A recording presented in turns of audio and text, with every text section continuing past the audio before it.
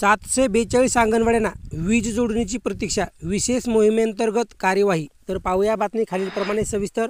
तत्पूर्वी जर का तुम्ही चॅनलवर नवीन असाल तर चॅनलला लाईक करा, सबस्क्राईब करा आणि समोर बेल आयकॉन क्लिक करा। नंतर तुम्हाला असेच नवनवीन व्हिडिओ पाहायला मिळतील। शासनाने अंगणवाडी केंद्रांना वीज जोडणी देण्याचे आदेश दिल्यानंतर जिल्हा परिषदेच्या स्वमालकीच्या इमारतीतील अंगणवाडी केंद्रांना विद्युत जोडणीसाठी विशेष मोहीम राबविण्यात आली।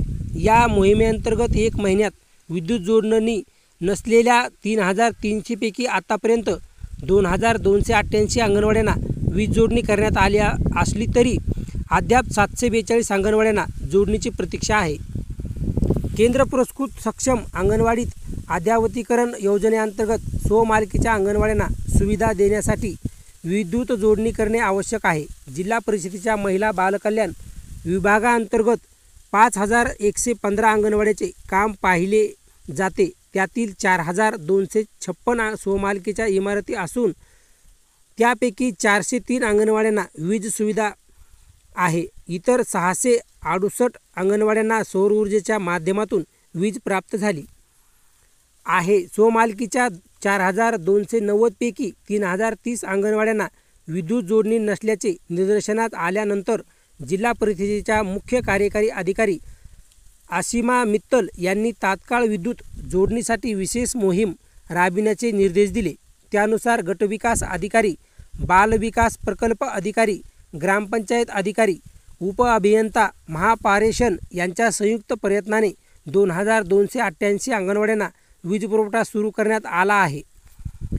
उर्वरित अंगणवाड्याची विद्युत जोडणी 26 जानेवारीपर्यंत पूर्ण करण्याचे निर्देश मुख्य कार्यकारी अधिकारी मित्तल यांनी यंत्रणेला दिले आहेत। वीज जोडणीचे काम सुरू असून दररोज बालविकास प्रकल्प अधिकारी यांच्याकडून आढावा घेण्यात येत असल्याची माहिती महिला बालकल्याण विभागाचे जिल्हा कार्यक्रम अधिकारी प्राप्त पाटील यांनी दिली।